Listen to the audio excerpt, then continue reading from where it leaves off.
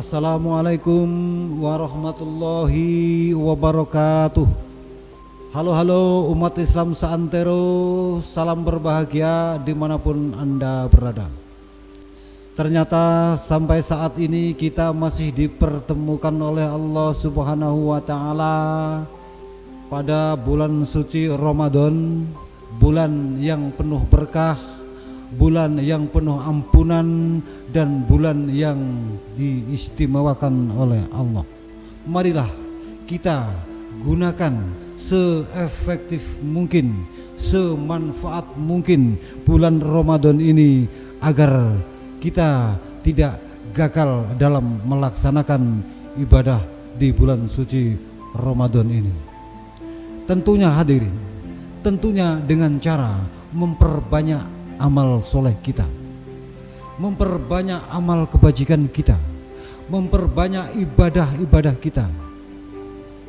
Karena dengan memperbanyak ibadah kita hadirin, tentunya akan bisa menekan dari sifat-sifat buruk yang selalu ada di dalam diri kita.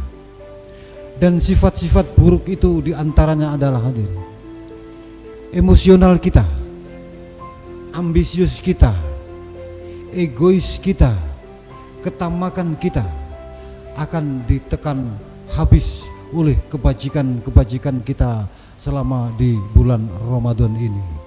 Dengan demikian maka kita akan menjadi karakter yang sabar, karena tujuan daripada puasa itu sendiri adalah untuk mendapatkan kesabaran.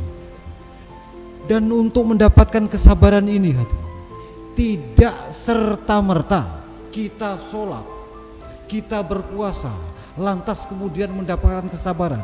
Tidak demikian hadirin.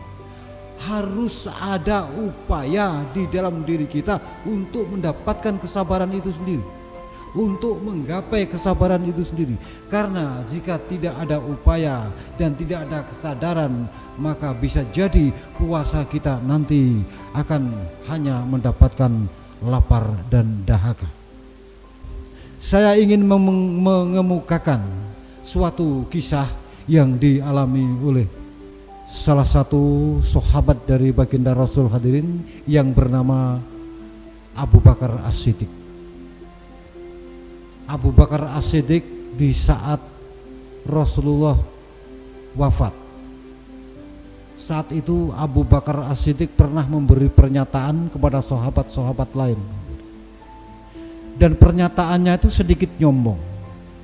Wahai sahabat-sahabat, ketahuilah, akulah salah satu sahabat yang paling bisa mengamalkan semua amaliyah Rasulullah. Lalu kemudian dibantah oleh Aisyah putrinya sendiri. Wahai Abah, ada satu amaliyah Rasul, ada amalan Rasul Abah yang saat ini sampai saat ini belum Abah tirukan, belum Abah laksanakan. Kemudian terkejutlah Abu Bakar As-Siddiq. Wahai Aisyah, benarkah demikian? Kalau benar demikian, katakan Aisyah, apa amalan Rasul yang belum Abah laksanakan? Besok akan segera Abah laksanakan wahai Aisyah. Kemudian Aisyah bercerita, Abah, ketahuilah, Rasulullah setelah habis sholat subuh selalu pergi ke pasar dengan membawa sepotong roti dan sebotol air susu. Kemudian memberikannya kepada si pengamen buta. Pengemis itu karena sambil menyanyi, sambil menari-nari, maka saya menyebutnya pengamen. Dia dengan leluasa menghina Rasul dengan menari-nari. Jadi pengamen yang tepatnya. Itulah Abah yang dilakukan secara aktif oleh baginda Rasul.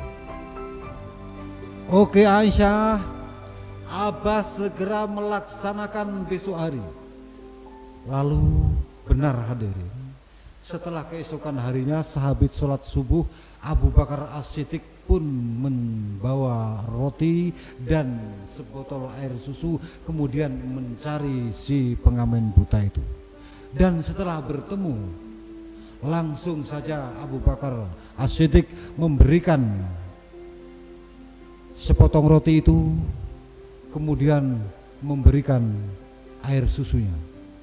Dan setelah diberikan, ternyata terkejutlah si pengamen buta itu dan bertanya, "Wahai Tuan, siapakah Tuan ini sebenarnya? Kenapa kau menanyakan itu, wahai pengamen? Bukankah setiap hari kau diberi seperti yang aku berikan?" "Benar Tuan, tetapi cara memberikannya benar-benar lain. Orang yang setiap hari memberikan air susu dan sepotong roti itu kepadaku, orangnya sangat santun. Dibiarkan aku selesai bernyanyi dulu, kemudian aku dipersilahkan duduk, dibimbingnya aku, kemudian aku disuapi Tuan, diberikan aku air minum, air susu itu. Berbeda sekali dengan cara Tuan." Kemudian Abu Bakar sadar, "Oh begitu ya. Kalau begitu aku ceritakanlah. Orang yang setiap hari memberikan air susu dan sepotong roti kepadamu itu adalah baginda Rasul Muhammad sallallahu alaihi wasallam." Maka menangislah si pengamen buta itu. "Tuan, suankan aku kepada baginda Rasul Tuan. Antarkan aku ke beliau Tuan. Aku akan mohon ampunan kepada dia Tuan. Maukah kiranya baginda Rasul mengampuni aku Tuan?" "Kenapa orang ini? Hei pengamen buta, memangnya apa salahmu? Apa yang kau pernah lakukan terhadap baginda Rasul?" "Begini Tuan, dosaku sudah sangat besar terhadap baginda Rasul Tuan. Aku banyak salah. Ketahuilah Tuan, setiap aku mengamen, setiap aku meminta-minta di pasar ini Tuan, aku selalu menghina baginda Rasul. Dan syair-syair yang aku nyanyikan adalah, wahai bapak-bapak, ibu-ibu, jangan selalu percaya kepada Muhammad. Muhammad adalah pembohong, Muhammad adalah pendusta, penyamun, ngaku-ngaku Rasul." Itulah Tuan syair yang selalu saya nyanyikan sambil menari. Setelah Abu Bakar As-Siddiq mendengar cerita itu dari pengamen buta, maka marahlah Abu Bakar As-Siddiq. "Hai pengamen, tidak tahu diuntung, sudah disuapin roti, itukah balasanmu?" Nah, marahnya Abu Bakar As-Siddiq ini hadir, yang perlu kita catat dan kita jadikan poin pemahaman bagi kita. Kenapa Abu Bakar As-Siddiq mengaku-ngaku bisa menirukan perilaku Rasulullah, tetapi mendengar cerita dari si pengamen itu sudah marah kelewat batas? Ketahuilah wahai pengamen, ketahuilah bahwa baginda Rasul sekarang ini sudah wafat. Sampai kiamat pun kau tidak akan pernah bertemu dengan baginda Rasul. Dan kemudian pengamen itu semakin menangis histeris. "Tuan, kalau begitu bimbinglah aku, ajari aku tentang Islam Tuan. Begitu indahnya baginda Rasul, begitu indahnya Islam Tuan." Nah hadirin, setelah mendengar secara lengkap pengakuan daripada si pengamen buta itu, maka muncullah kesadaran bagi Abu Bakar As-Siddiq bahwa kesabaran itu teramat sangat sulit dituduhkan, apalagi yang dimiliki oleh baginda Rasul. Memang hadirin, kesabaran itu sendiri adalah merupakan kunci sukses dalam banyak hal. Itu sebabnya Allah banyak sekali berpesan kepada kita agar kita mendapatkan kesabaran dan berperilaku yang sabar.